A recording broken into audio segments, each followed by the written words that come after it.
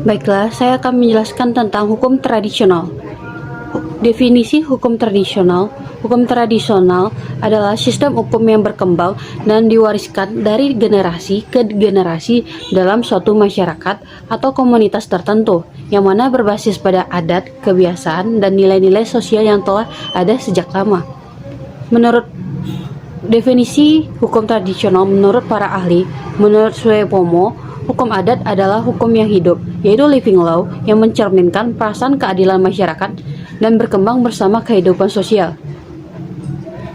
Kemudian dasar berlakunya hukum adat, yaitu dasar yuridis, Regeling Reglements pasal 75 lama dan Indiske Statsregeling pasal 131 memerintahkan kodifikasi hukum adat. Menurut Undang-Undang Darurat Nomor 1 Tahun 1951 menghapus peradilan adat, namun tetap mempertahankan prinsip-prinsip hukum adat sebagai pedoman. Menurut Supomo, hukum adat sebagai statutory law, yakni hukum yang tidak tertulis namun hidup dan ditaati masyarakat karena diyakini memiliki kekuatan hukum. Kemudian karakteristik hukum tradisional yang pertama berakar pada budaya dan tradisi lokal. Hukum tradisional berkembang dari budaya dan tradisi lokal yang unik dan berbeda-beda antara satu masyarakat dengan masyarakat lainnya. Kemudian, yang kedua berbasis pada kebiasaan adat. Hukum tradisional berbasis pada kebiasaan dan adat yang telah ada sejak lama dan dianggap sebagai norma yang harus diikuti. Yang ketiga, diwariskan secara turun-temurun. Hukum tradisional diwariskan dari generasi ke generasi melalui proses sosialisasi dan pendidikan. Yang keempat, seringkali tidak tertulis. Hukum tradisional seringkali tidak tertulis dan hanya diketahui melalui praktik dan kebiasaan. Yang kelima, berhubungan erat dengan nilai-nilai sosial dan agama. Hukum tradisional seringkali berhubungan erat dengan nilai-nilai sosial dan agama yang dianut oleh masyarakat tersebut. Kemudian fungsi hukum tradisional yang satu, mengatur kehidupan sosial. Hukum tradisional berperan dalam mengatur kehidupan sosial masyarakat untuk menyelesaikan konflik dan sengketa.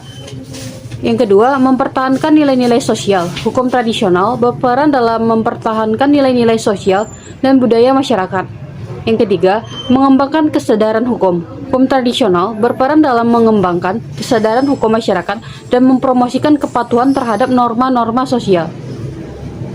Kemudian, kelebihan dan kekurangan hukum tradisional. Kelebihan dari hukum tradisional yaitu yang pertama, lebih bersifat fleksibel. Yaitu hukum tradisional lebih fleksibel dan dapat disesuaikan dengan kebutuhan masyarakat itu sendiri. Yang kedua, lebih dekat dengan masyarakat. Hukum tradisional lebih dekat dengan masyarakat dan dapat memahami kebutuhan dan aspirasi dari masyarakat tersebut. Kemudian kekurangan dari hukum tradisional yaitu yang pertama, kurang sistematis. Yaitu hukum tradisional kurang sistematis dan tidak memiliki struktur yang jelas. Yang kedua, kurang efektif. Hukum tradisional kurang efektif dalam menyelesaikan konflik dan sengketa yang kompleks. Contoh hukum tradisional yaitu hukum adat di Indonesia. Hukum adat di Indonesia adalah contoh hukum tradisional yang berbasis pada adat dan kebiasaan masyarakat lokal.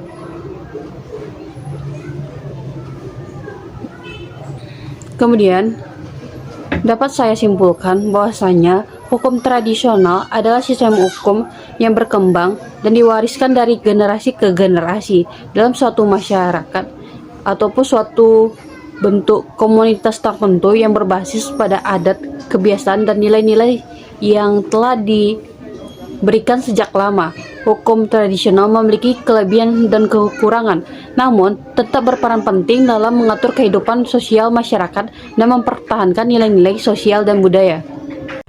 Selanjutnya adalah hukum modern. Hukum modern adalah sistem hukum yang lahir sebagai hasil dari perkembangan peradaban manusia, terutama sejak era pencerahan dan revolusi industri.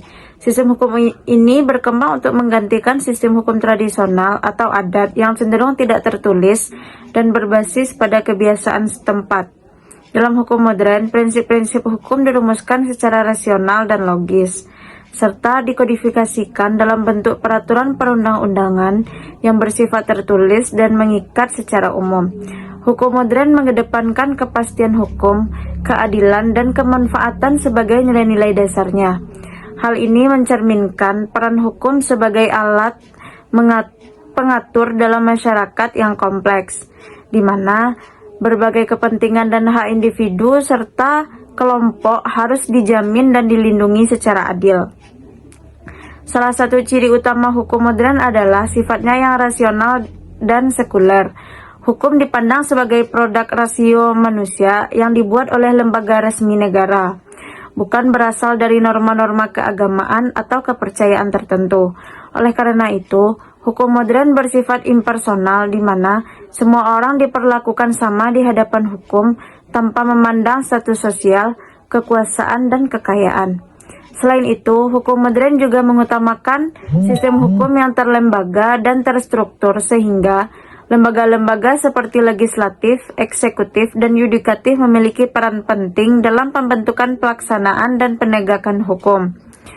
Dalam praktiknya, hukum modern terbagi menjadi dua cabang, yaitu hukum publik dan hukum privat. Hukum publik mencakup hukum tata negara, hukum administrasi negara, dan hukum pidana yang mengatur hubungan antara negara dengan warga negara serta wewenang lembaga-lembaga negara. Sementara itu, hukum privat mencakup hukum perdata, hukum dagang, hukum keluarga, dan hukum waris yang mengatur hubungan hukum antara individu dalam masyarakat.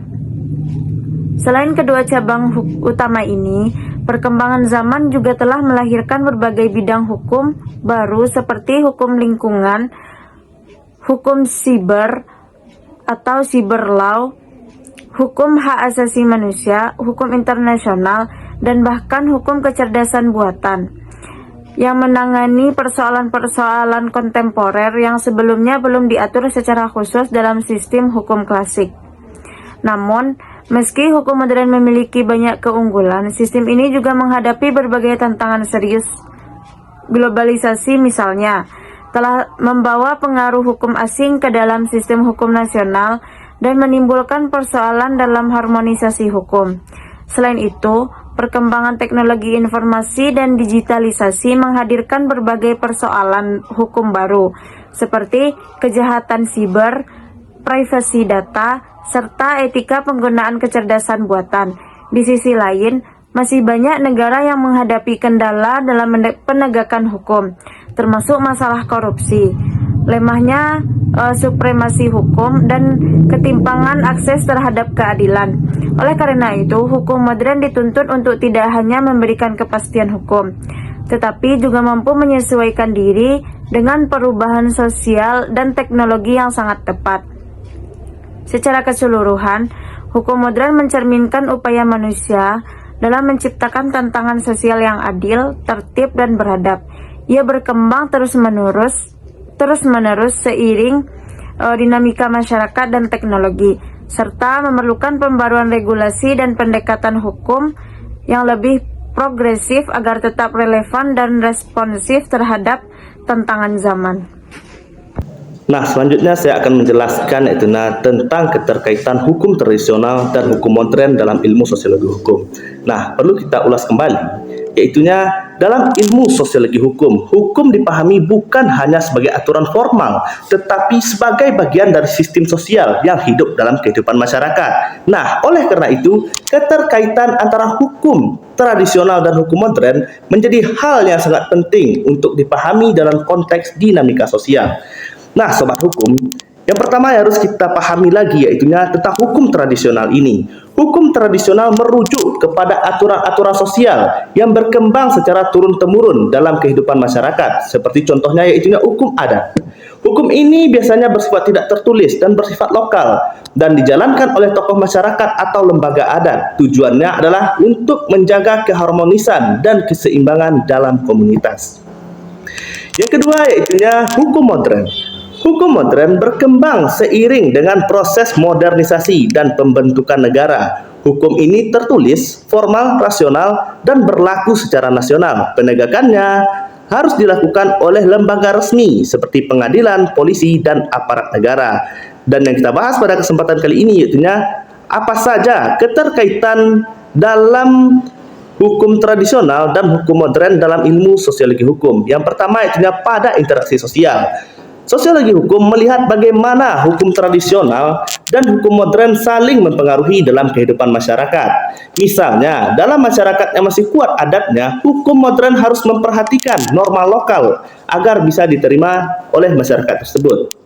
Nah, selanjutnya itunya transisi sosial. Ketika masyarakat bergerak dari tradisional menuju modern, terjadi proses adaptasi hukum. Hukum adat bisa dikomodasi dalam sistem hukum nasional, seperti halnya pengakuan hukum adat dalam undang-undang di Indonesia. Dan yang ketiga, itunya konflik dan harmonisasi. Nah, dalam beberapa kasus terjadi konflik antara hukum adat dan hukum negara atau hukum modern tadi. Namun, pendekatan sosiologis berusaha mencari cara agar terjadi harmonisasi hukum, sehingga hukum bisa bekerja efektif dan adil dalam masyarakat yang majemuk. Yang keempat, itunya fungsi hukum. Baik hukum tradisional maupun hukum modern berfungsi untuk mengatur kehidupan sosial. Sosiologi hukum menganalisis bagaimana efektivitas dan legitimasi hukum bergantung pada penerimaan masyarakat terhadap nilai-nilai yang terkandung dalam hukum tersebut. Nah, sobat hukum semuanya, kesimpulannya pada pembahasan kali ini yaitunya dalam ilmu sosiologi hukum, keterkaitan antara hukum tradisional dan hukum modern menunjukkan bahwa hukum berkembang sesuai dengan struktur sosial dan budaya masyarakat. Pemahaman ini penting untuk menciptakan sistem hukum yang inklusif, adil, dan sesuai dengan realitas sosial masyarakat yang beragam. Sekian, terima kasih.